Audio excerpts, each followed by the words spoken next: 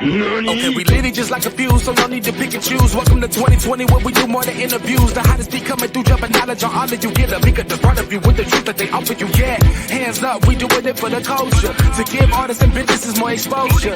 Keeping it real and stay solid just like a boulder. It's about to go all the way down, can't get no lower. Chasing my dreams, know that they get no slower. But if I stay running, I promise they getting closer. Moreover, success my older. And if you're sleeping on me, I'm waking them up like Folgers. I told you, coming from the land with the tide roll. Well, we'll be on a whole different vibe, though. We like to ride slow and keep our windows tinted so you really can't see us like Stevie Wonder waking up with his eyes closed. Yeah, got the kind of flow that rock the boat. On my 16s of pounds of dough. And if you figure you can hang with me on the mic, then grab some rope. Matter of fact, better grab some hope. While you at it, we keep it live, it's time to tune in. Turn up the sound on what you're using. It goes so hard, I think it's bruising. The show is 2020, no need to zoom in. Yeah.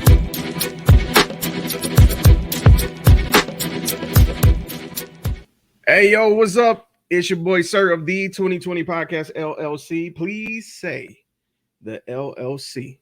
And I got another special guest today. Ali KAZEM is in the building today. Unicorn Bounty Hunters. What's up, bro? Man, UBH is on. Appreciate you for having me, big bro. Hey, no problem, brother. No problem, brother. Now, I'm really glad to get this interview because I know our schedules hadn't been in alignment, but it seemed like this time we was able to get it going and working. And I definitely want to loop back around and get in touch with you. So thank you for taking time out your day to do this interview with me, man. Man, absolutely, man. I was really looking forward to it, bro. Hey, let's get it. Let's get it. So one of my first questions I like to introduce, you know what I'm saying, the person I'm interviewing. So Ali, if anybody was to ask what it is that you do and what is Unicorn Bounty Hunters, what would you tell them? What I do is I'm definitely a hip hop artist and, rap artist specifically. And as far as UBH goes, I'm glad you asked me that, bro, because I think a lot of people are very confused. They think like UBH is like a group, but in actuality, UBH is a music label with a roster. And so it's almost like, when Diddy and Bad Boy, they present themselves and then the whole roster comes out for the tour. That's pretty much what we are as well. It's like a label, MMG or whatever, and we have the whole roster and band. That's it, bro. I love to hear it. And I love to hear, like, I catch different artists in different locations at the most unexpected moments. And I really enjoy it. And then the part I really love is when I'm looking through social media and I see someone I've interviewed interact with someone I haven't interviewed. And I'm like, oh, I got to catch up with them. I got to get them next. So it's like, counting my tabs and making sure I get everybody their chance to shine, so it's a real honor for me to do this. Man, that's major, bro. And big shouts to the homie Jay Haynes because he really threw that alley-oop for this. So I really appreciate big bro. Yeah, man. And I'm sure you noticed he ripped the intro. Bro, like as it was playing, it clicked with me. I was like, is that Jay? Yo, he's spazzing on this. I was like, yo, you got the livest intro ever, bro. Yeah, it was so crazy how it happened. I was toiling around with the idea of creating something memorable for like the intro of the show. And one day, it wasn't even a day, it was a night. I stayed up to like 4 a.m. creating a beat. And once it got done, I was like, all right, I'm gonna send 3 beats to Jay Haynes. I'm gonna see what he say. And he was like, I want that second one. I'm gonna check back in with you in about a week.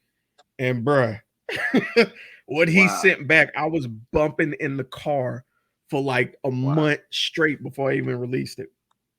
It sounds like a whole official track, like. Yep. When I tell people I produced it, they don't even believe me. They think I bought it. Wow. Hey, you produced the crap out that too, bro. It was straight jamming. Thank you, man. Thank you. But we're here to talk about you, brother. You're an artist, and I've heard your work. By proxy, I've gone to a couple events where I got to hear you spit, and I was like, okay, I like to see diversity when it comes to talent, especially when it comes to hip hop, because I don't know, it's just something about seeing a wide range of appreciation for it. So, how long have you been into music? Yeah, I've been into music. I would say really when I got to like middle school is really when it like clicked for me, because before that, I really wasn't allowed to listen to music, you know, growing up, just coming up in an Islamic household, it was just kind of Mhm. like strict. So by the time I got to middle school, I really like fell in love with hip hop. That was the genre that did it for me. And just kind Mhm. of also through the genre of hip hop, it gave me my sense of identity.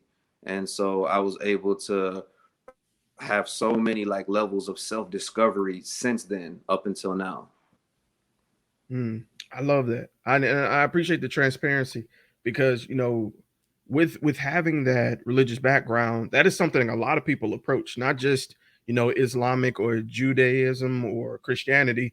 A lot of people sometimes have a conflict that they have to deal with, where there comes a first Right. love with being a passion of yours and your religious pursuit. So kudos to you for pursuing what meant most to you at that time. Finding your way of finding that middle ground where you're at peace with it, because I understand it can tear, it can kind of stretch you both ways. So kudos to you, man, for finding that balance. But Man, I appreciate that, bro. Well said. so let's go into this. Let's talk about your histories, because a lot of times with having a hobby or a pursuit or having a craft that you're good at, there's always an inspirational moment, like this key moment that was like, you know what, this is why I love this. So what was your inspirational moment that really kind of got you to pursuing music? Great question. I like for me, bro, I would say back to middle school. See, this is the thing that today's generation doesn't understand is like, yes, there was a time and period where there was no social media. There was no, everyone would sell at least smartphones. Like, of course, back then everyone had the Motorola Razors and whatnot. Hmm. But during that time, though, I really only had access to the internet and a computer when I got to school at the computer lab. So I remember one time, uh, I started this when I got computer lab. I just started like um, discovering different artists and music, and the art really did it for me. Was I remember when Kanye dropped "Stronger," and when Mm. Stronger dropped, that was the first time me seeing the music video, and I just because out of all the artists and rappers that were popping at that time, I didn't really identify with them. I just kind of looked at it like, oh, this is just that southern rap there, like Strong. I had never seen some take on rap before, and I just quickly identified with it. And I believe that that was the moment that just kind of like started everything for me. That's dope. I find that interesting because Kanye also had an impact on myself as well. In that age of hip hop where everybody was a gangster or a drug dealer, he was one of the first ones to come out and not embrace that lifestyle at all. He was definitely the outcast who just solely relied on the quality of his production and his bars. And I really related to that with Kanye. I related to that Kanye, I'll say. But going forward, how long? Well, let me say it Yeah. this way: with with since middle school, with music being a love of yours, have you encountered any hardships or like any sort of obstacles that you had to overcome when dealing with music?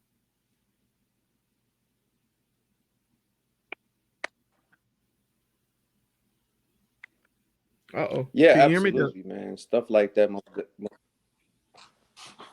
Yeah, Uh oh, yeah. I can hear you. Can you hear me? oh there it goes. There it goes. Sorry, thought I had lost you. All right, you can hear me? Yep, I got you. Yeah, yeah, yeah. No, I was saying like as far as the hardships, I would more so say a lot of the hardships were just mainly just discovering my own sound and my style and my approach. Like I would do. 'Cause when I put together my first raps, they were really like, you know, just derogatory, vulgar, you know, because that's what I thought rapping was. I thought rapping was just like saying the B word a bunch of times and all that type of stuff. And so it was a bit of a process throughout the years, like me just getting to a point of realizing what do I want to, you know, put out in the world? What do I want to give? And I think once I did that, you know, it's the classic story of you kind of become the outcast, you become the black sheep in your family, et cetera, et cetera. But Mhm. I've really grown to love that path because, you know, that's ultimately the path that I feel like leads you to who you truly are. That's real. That's real. It definitely refines you in terms of building character and giving you the alligator skin when you go through those moments. You know, when you've been somewhere before, you're less likely to Right. give up because you've experienced the hardship before. So that makes sense. So if I may ask, you know, moving forward a little bit in time, what would you say so far has been your most memorable moment with when performing, whether it be in collaborating with someone or working with someone? Has there been one memory so far that you kind of go back to and you're like, yeah, this is it? Yeah. You know, I would definitely say my first show. The first show that I ever did was Elements at Kitchen. Rest in peace to Seth Maines. That's like everyone's big homie in Mobile, and he really gave everybody their kind of like first shot, you know. And he believed in us at that time, and you know he just gave us our first shot, and which led to being on Southfest and a bunch of other stuff. But that first show was much to me because me and the rest of UEH, we all got to. This is the crazy part about it, bro. We all got to share our first show together, like all of us. Mm, So that's a story that me and everyone on the roster moving forward can always say that all of our first show in life, we got to do it on stage together as a collective, and that memory just means so much to me, you know. that's amazing, man. To have a sort of graduation with your peers, that's amazing. That is absolutely amazing. So Thank you. uh on the flip side of that, though, I want to kind of turn that question on its head because for every high, there's a low. At any point in time, did you feel that you wouldn't be successful in music? And if so, who or what changed your mind? Yeah, most definitely. I feel like that's every artist struggle. Like it's up and down, you know, it's up and down. But if I had to really pinpoint a strong moment, I would say it was after I graduated high school when, you know, the realities of life really set in. Like you can have all the dreams you want in the world and that's fine and dream big and think big, but you still got to go out into the world and deal with what's in front of you today. So it took me a bit of an adjustment of me realizing how to operate in a real from a realistic perspective, but at the same time dreaming big and not letting anything in front of me stop me, and just being patient enough to understand that, you know, I'm not a trend artist. I'm not the guy that's gonna make a bunch of club records and that's all I do. I'm someone that's a relatable artist that I feel like if a fan gets into me and they really like my music, I feel like you lock in on me and become a lifelong fan. And I'd much rather take. I always say this, but I'd much rather take 100,000 loyal fans than millions of bandwagon fans. Because as you know, those bandwagon fans disappear on you tomorrow. They're fickle. You know, they're Mhm. just there because you're popping. But if I got that 100,000 loyal fan that just love what I'm doing and know my story, and you know, all your favorite artists in life, you grow with them in life. You see their growth through the music, and I feel like that's something that a lot of fans are gonna identify with me is I'm vulnerable enough to bring you into my world and kind of allow you to grow with me, and we grow with each other, you know, because I learn from everybody. I don't kind of discriminate based on age or anything like that. I feel like, I can learn from a kid the same way I can learn from an elder. So yeah, I think there was a second part to your question. I kind of forgot it though. No, you hit the nail on the head. Well, for the most part, I was saying, if there was a moment where you felt you weren't successful, who or what changed your mind? Oh yeah, that part. Yeah, what changed my mind when I was kind of going through those dull periods, like I said, where I'm kind of realizing reality is just the more I dug deep into my favorite artists and I would look into all of them and I would just hear their stories. I ended up realizing I have a similar story to all of them. They didn't just overnight. It wasn't just up one day and they just boom, just made like they worked their tail off and they earned everything that. So that's when I really realized, like, my talent is not gonna be enough. Um, Mhm. it's a lot of rappers that I deem as not that good, but guess what? They're doing better than me. They're outworking me. They're going out there and hustling and doing that. So that's when I realized, you know, uh, like look at LeBron. LeBron to this day, uh, I mean, even before, like from the get go, from when he started his career till now, he works harder than anybody, but he has all the talent in the world, but he just works so hard. And I feel like that's what's gonna really get me to becoming a legacy act and not just, some 15 minutes of fame type of thing, like I'm really here for the long run. Mhm. I love that, bro. And that's really inspirational. So I'm gonna ask you my infamous question, and it's not in a bad way. It's just the long term question because we Yeah. all want to get to a goal at some point. Where would you like to see yourself within the next 10 years? Uh, you know, my thing is when I dream big, and I just dream super big. So for me, 10 years from now, I see myself being an icon in hip hop, and I see myself being someone that is pushing the envelope of the sound and being an innovator. And I would really love for 10 years from now, the story that'll be told about me is like my messaging was able to help people through life, and also the sonics and the sounds and the different things that I discovered or rediscovered and just reinvented and modernized it. uh, I could be credited as a pioneer in that sense. um, to me, I feel like that's what all my favorite artists, and I think that's what hip hop is about. It's about, pushing those boundaries and getting to that next level of innovation, whatever the new sound is. And I just always love the feeling of just being 3 4 steps ahead of everyone, or like being like a futurist. Like I'm just thinking about what sound is going to be like 5 years from now, 10 years from now. So yeah, most definitely 10 years from now, I feel like the way I'm thinking right now and everything I'm doing, I most definitely see myself as an icon. Go and get it, brother. I'm always glad to hear it. So, Ali, my final question is one I always dedicate to the people that's watching or listening, or watching and listening. The hardest thing to do is to pursue your dream. Is also the scariest.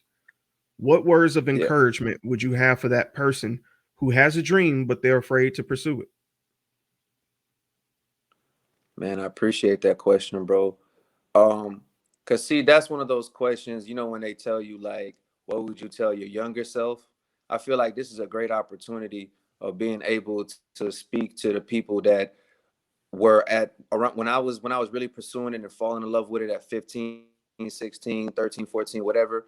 I would have loved to have that mentorship, but I'm in a position now to be able to give them what I believe their mindset should be. And me, one of the biggest takeaways that I would say to that is recognize that all materials are going to come and go. Money Mhm. is going to come and go. All that stuff is going to come and go. And when you really look at history, when you really look at life, when you look at everything around you, honestly speaking, it's all creation. All of it is creation. All of it is art. Us as human beings, we were made by, if you believe this, we were made by the creator. So we are a work of art. We're a walking work of art. you know, and the legacy that the Most High left for us, is Mother Nature, is everything. So I feel like the best thing you could do in life is, even if you don't have money, or you don't have all the money, or whatever materials you don't have right away, the best thing you could leave in this realm, in this existence, is your legacy, is your work of art, is your craft, is your expressions. I feel like especially when you do it to the absolute best of your ability, and you do it with all your heart, all your soul, and you don't do it for what the norm is, or what you think is going to be cool, or you're just clout chasing, or you're just after money or women or whatever it is. Like, no, you're really putting something out there that's gonna uplift the next generation. Something that it might not catch on right now, but it might catch on 20 years from now, 30 years from now, or it might catch on after you pass away. But it doesn't matter, because you left a legacy that is worthwhile and that's meaningful. You feel me? Mhm. I love that, brother. Ali, if anybody wants to follow you or kind of check you out or support you, man, what's the best way to kind of stay in contact with you via social media? I appreciate that, most definitely. You could definitely follow us on all social media platforms under Unicorn Bounty Hunters, which is our label. So you could, just type in Unicorn Bounty Hunters on YouTube, Instagram, Twitter, etc. Anywhere really. We're on all platforms, and and if you go on the pages, it'll lead you to my personal page, which is Shadow Urameshi. That's my alias. I go by Ali Kazem, aka Shadow Urameshi. And on streaming platforms, it'll be Ali Kazem, ALIKAZEM for me personally. So yeah, that's all my tags. That is. Ali, man, I appreciate you so much for taking time again. And with that being said, this has been your boy, sir, Ali Kazam. Hey, it's been a businessman, and we are out.